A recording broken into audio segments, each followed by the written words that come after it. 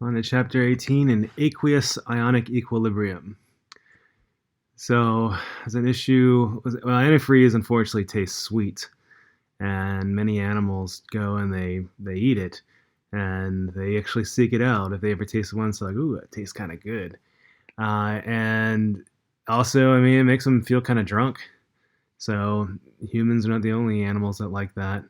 The issue, though, is that it's oxidized to glycolic acid, and glycolic acid causes it causes acidosis, a condition called acidosis, and that causes your blood pH to drop, and then the oxygen carrying capacity of your blood goes down. This can also cause organ failure. It's Acidosis is not a very. I've had a mild case of it before. It is not a very good feeling at all.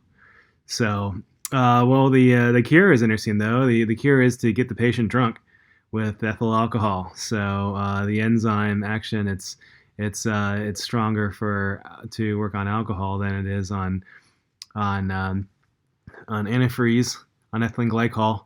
And so then the patient can just kind of renally excrete the um, the ethylene glycol and the alcohol, and so just a steady supply of alcohol and fluids will help the patient with the toxicity from, or it depends on how far gone the person is gone, or the patient, I should say. Another treatment can be you can inject bicarbonate anion into the bloodstream to neutralize some of the acid. So, but we have in our bodies, we have something called a buffer. Well, there's a lot, not just in our bodies, but in our blood, there's a buffer. And the buffer is the carbonic acid, carbonate, anions. So, weak acid, conjugate base of carbonic acid. Well, carbonic acid is a weak acid. And also, our body, we make it from carbon dioxide, and then we also use the carbonic acid to transport carbon dioxide to the lungs. So when we exhale the carbon dioxide. So what these buffers do is they resist the change in pH, and it absorbs acid from its weak base, and or I should say conjugate base, and it absorbs base by the weak acid. So the way you make acidic buffer solution, you put the weak acid and the conjugate base in a solution, or you can take the weak acid and you can titrate it, like add something like sodium hydroxide to it to react to the weak acid to form the conjugate base. So as a strong base acid, yeah, as I mentioned, that's the other way you do it. So looking at this buffer here, I guess it's not equilibrium, but as long as you add the hydroxides less than the amount of acetic acid, the pH doesn't rise very much. And if a strong acid is added to this buffer, the conjugate base will just reform the acid, so the pH doesn't go down that much. So, and it works by Le Chatelier's principle. So shift on the equilibrium, and the equilibrium shifts to counteract that change. So, and the buffers do a good job of counteracting the change. And so both of these work, and for the acid as well. So adding acid, the conjugate base anion is absorbed. So again, Le Chatelier's principle.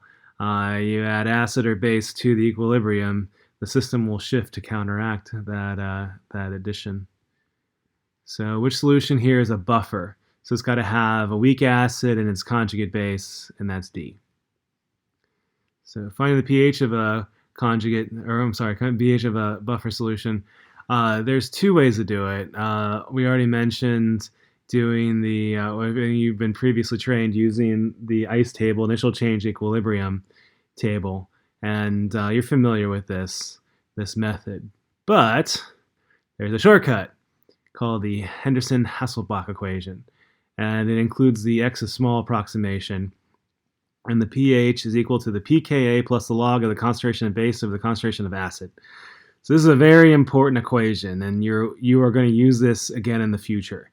So I recommend learning the Le Chatelier's principle and thinking about that. I also recommend learning this equation and how to use it because it's very useful. And this works for the x is small approximation. So this doesn't work for every acid. It's only going to work for the weak acids. And calculating the pH changes in a buffer solution. Well, keep track of how much acid and how much base you have. I know that the Henderson-Hasselbalch has concentration of base over the concentration of acid. You can also switch to moles. It can be moles of base over moles of acid. So moles per liter over moles per liter. The liters can go away and you get moles.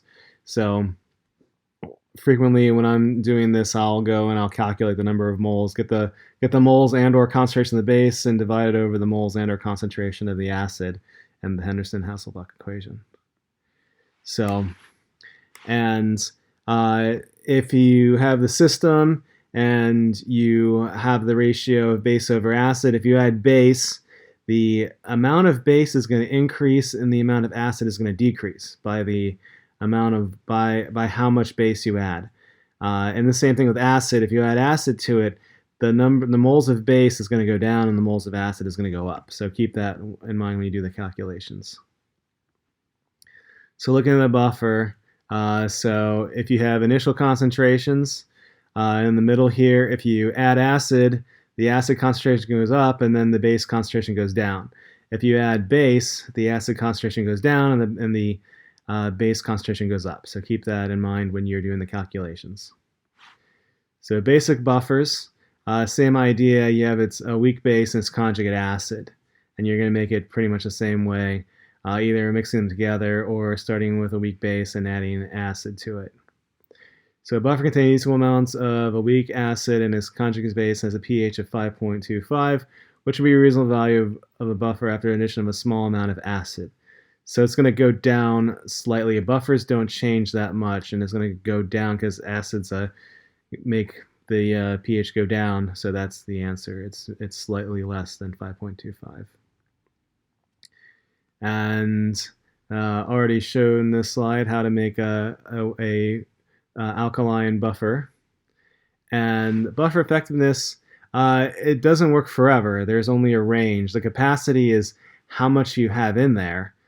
So obviously for the human body, if we consume something like ethylene glycol in terms of glycolic acid, we'll be fine with our buffer system until it's not fine, right? Until all of the amount of bicarbonate has been reacted to form carbonic acid. And the buffer range, it only works over a certain range of pH. So the effectiveness depends on two factors: the amount of buffer acid and base and the concentrations of the buffer and base. So that's the range and that's effective. So the buffer is most effective when the acid and base ratio is 1. And the buffer more or less will be effective from a tenth to 10 in the ratio of the base to acid. So that being said, that's the ratio.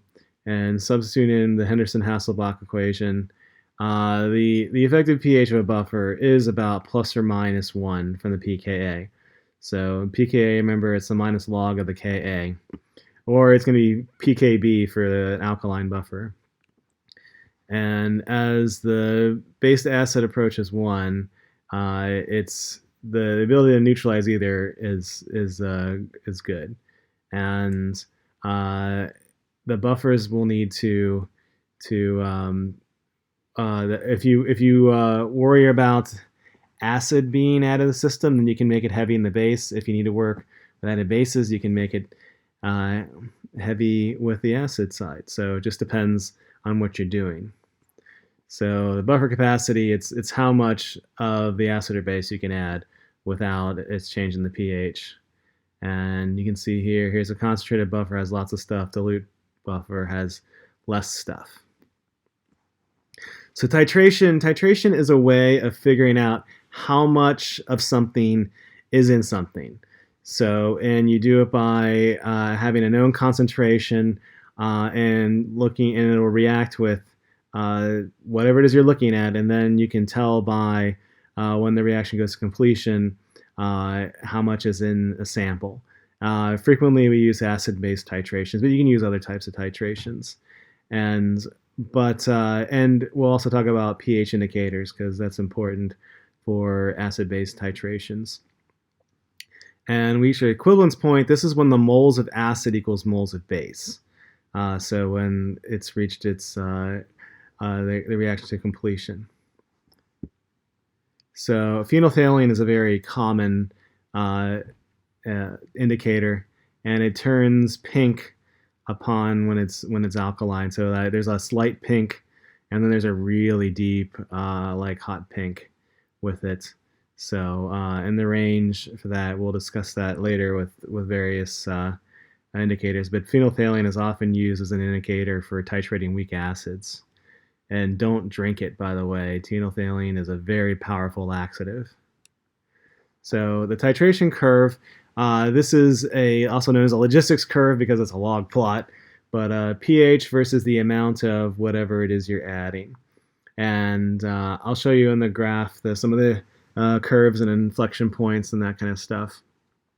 So it depends on what you're looking at. If you have a strong acid, strong base titration, you're going to have the pH is going to be exactly at 7. If you have a weak base with a strong acid, the pH is going to be less than 7. If you have a weak acid with a strong base, you're going to have a pH greater than 7 at the equivalency point. And let's look at some of these curves. So here is a strong base added to a strong acid.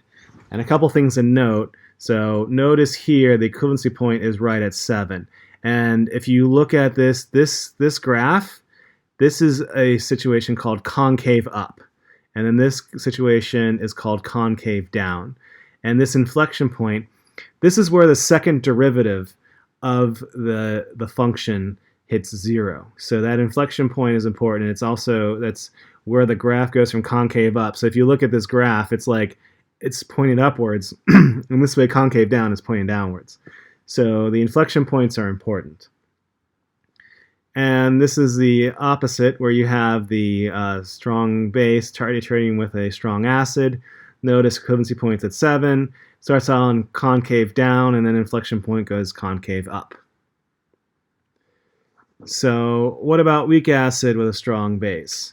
So initially, you'll get 2 inflection points, and the first inflection point is actually the Ka, and then you get a second inflection point. That's the equivalency point, and then you can you can see a range where the buffer works. So there's a buffer range, and then after the equivalency point, it's dominated by a strong base. So it's just all the other. So with the salt formed at the equilibrium at the equivalency point, that's going to be dominated by the properties of the salt. But after more strong base is added, it's just the strong base is just what overcomes the pH. So looking at this graph here, notice a couple things. You have an initial rise. There's a quick rise. And then there's an inflection point about right here. So you have concave down, now you have concave up, and then the inflection point right here, that's the pKa. Then it goes concave up again, and then concave down. So this is the buffer range right there. And this is the equivalency point. Notice it's above pH 7. It's a weak acid, strong base. And then here, this point here, the hydroxide and the base, just because you're adding base, that's what dominates the pH of it. So what about a weak acid with a strong base? The initial pH, it's just like the weak acid solution. So it's just, you can't use the Henderson-Hasselbalch equation here. You have to use the equilibrium and ice chart. But after, you can, in the buffer zone, you can use the Henderson-Hasselbalch equation.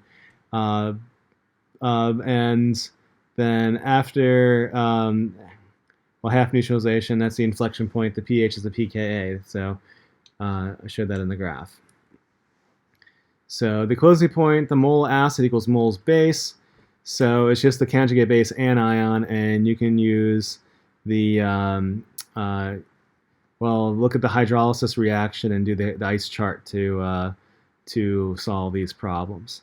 And after the equivalency point, it's just as if it was a water solution. You're adding excess hydroxide.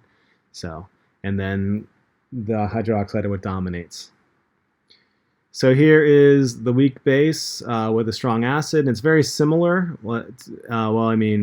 Obviously it's different because it's a base. So you have the initial drop and you have the concave up part. You have an inflection point here where the second derivative hits 0. And this is going to be the pKb. And then you have the equivalency point. This is below 7 because it's a weak base, strong acid. And then you have the acid dominate. The buffer zone is, of course, right here in this area. So what about polyprotic acids? Polyprotic acids are going to have more than one equivalency point. And looking at this one, it's a weak acid. Oh, it's H2SO3. So similar things. You have a buffer zone here, and you have a pKa1. You have an equivalency point, and you have buffer zone 2, and there's a pKa2, and you have a second equivalency point here. So it's very similar to the other ones, but you have 2, and you have 2 buffer zones. So you can design buffer zones for various regions. So oftentimes the way to monitor pH is to use a pH probe, and that measures the hydronium ion concentration. And or if you're just doing it one shot kind of thing, you can use the indicator. The indicator changes color, and when the color change indicates the end of the titration. So here is one where you're using the pH probe. We can just input the different amount of base that's added and then construct the logistics curve.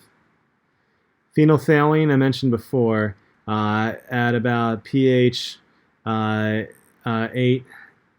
so 8.5, it turns kind of pink. Then after higher pH, it turns really bright, kind of fuchsia pink. Hopefully you can see that it turns darker. It starts off clear, then it turns light pink, and then it turns a really deep sort of pink. Then even further it turns red, or like still kind of pinkish red. But the pH at about 8 that's your goal for phenolphthalein. Indicators also depends on with the pH of the solution, and there's different dyes for different ranges. So we have a mix of colors that you can look at for indicators. And for instance, methyl red, depending on what pH it is, it'll turn from red to kind of orange at around 7, and then yellow at a higher, more alkaline 9 or 10 pH. And so methyl red's good for finding pH of about 7. And so it's for most titrations, the curve shows a very large change in pH for a very small addition of the titrant near the end of the equivalency point. So that's especially with phenolphthalein. You see that one drop can turn it from light pink to really hot pink. So the indicator, it's pretty good at determining the change, close to the change, close to the equivalency point. So here are the ranges for different indicators. You can see here phenolphthalein is down there, but depending on which indicator you have, it'll tell you which range it's useful over and what the colors look like. So solubility equilibrium. Now we're going to change topics and talk about solubility of sparingly soluble salts. So and we use something called the solubility product constant. So for silver chloride, for instance, you have silver chloride solid in equilibrium with silver +1 ions and chloride anions. And now the K for this, the equilibrium constant, will be products over reactants. So it's silver ion, chloride ion concentrations divided by concentration of silver chloride. Silver chloride is a solid, it's not included. So the KSP, the solubility product constant, KSP, is just the silver ions times the chloride ions concentrations.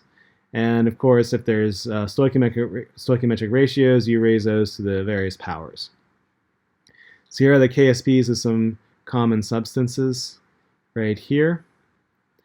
Molar solubility, this is how much will dissolve in terms of moles per liter. And it's the molarity of this sparingly soluble salt. And molar solubility is related to KSP, but you can't always compare them because it depends on the number of ions, for instance. So it's the dissociation stoichiometry. So the number of ions is important for this as well.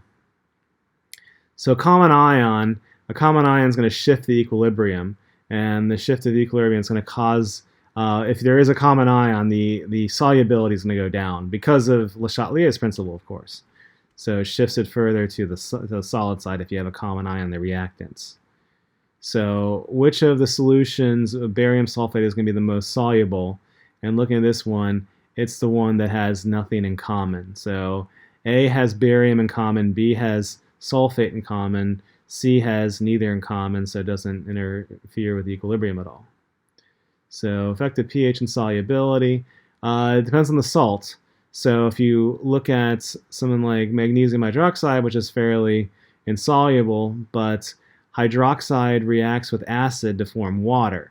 So because of that, adding adding acid to this is going to shift the equilibrium to the right. So adding acid decreases the products, and then by Le Chatelier's principle, shifts to the right and more solid dissolves. So, and of course, it just depends.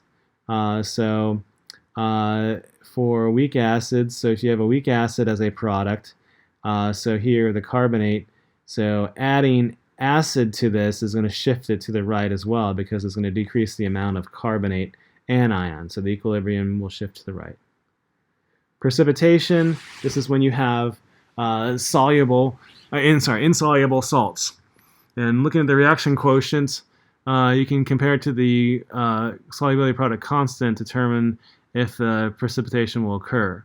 So if the Q is exactly equal to the solubility product constant, it's a saturated solution, and nothing's going to happen. If it's less than the solubility product constant, then nothing's going to happen. It's unsaturated. If it's greater than it's above saturation, then a precipitation reaction will happen. And certain solutions do not precipitate unless disturbed. These are called supersaturated. They need something to get them to suddenly precipitate. And those are fun.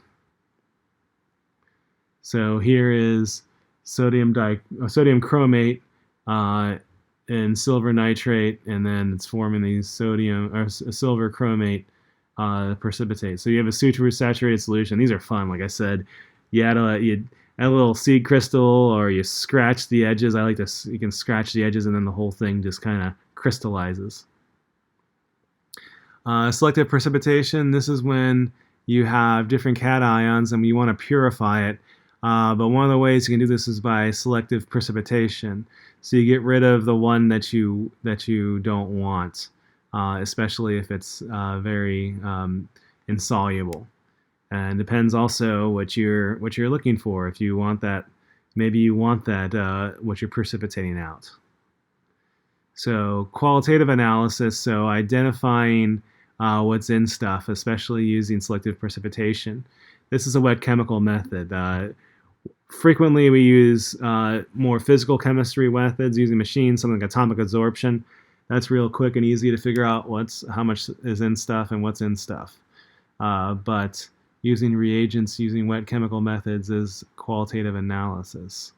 So for instance, you can look at, you have different cations and then you add different things, and seeing what the precipitation reactions are, you can determine what's in stuff. So the general rule for this is, getting rid of, well, you can look at this picture in general, getting rid of silver, lead +2, and mercury +2. Chlorides get rid of this. And then the copper +2, bismuth +3, cadmium +2, lead +2, silver plus, I'm sorry, that's mercury. Mercury +2, arsenic +3, antimony +3, and tin +4. This will, if you add hydrogen sulfide, that will precipitate it out, and so on. So this is just a procedure, a strategy to figure out what's in things. So the group 1A cations, these are insoluble by the chloride anion, and you can try adding hydrochloric acid. Group 2, right here, these are insoluble with HS- and sulfide, so thiol and sulfide, and also at low pH, so you can try addition of this to see if they precipitate out. So these groups, this group here, these form cations with sulfide and at a high pH, so adding hydrogen sulfide and sodium hydroxide lye solution. And this group here are insoluble with phosphate, and you can add ammonium biphosphate, and then that can precipitate that out. Sodium, potassium, ammonium, these you can tell by flame tests, so, or lack thereof in ammonium. So I'm going to change topics, talk about complex ion formation, and these are kind of fun in a calculation sense because you're actually making stuff. So a lot of the equilibrium you look at like acids and bases, they have really low equilibrium constants. Now the complex ion formations, they have really high formation constants, so these are interesting. So then this is the Lewis base here. So you look at silver ion reacting with two waters, equilibrium with silver 2 waters complex, and this forms what's called a ligand. So this complex ion and Lewis base, and the molecules that act as Lewis bases are called ligands. So water in this case is a ligand, and it's very, very far in the right. So the solution, these tend to go really, really far to the right, and if there is another ligand that has a stronger bond, it's going to replace it. So if you have silver water complex in solution and you add ammonia to it, it's going to form the ammoniated complex, and that water isn't even included in the equilibrium. It's so far to the right meaning it forms. And this is the complex ion formation reaction, and it uses the formation constant Kf. So yeah, still same idea. Products over reactants raised with their power. So that's how you write the Kf. And here are some Kfs, and look at the size of these. So like the iron cyanide 3- ion, that's 10 to the 43. That's a huge, huge number. So that's an example really, really far to the right. And also, not surprisingly, cyanide attaches very strongly to iron. So that's one of the reasons why cyanide is so dangerous. It binds the iron in a hemoglobin much better than oxygen does. So what does this effect have on solubility? The solubility of a complex that has the metal cation that forms complex ion increases in the presence of these aqueous ligands. And adding ammonia to the solution will increase the solubility of silver. You can dissolve things that way.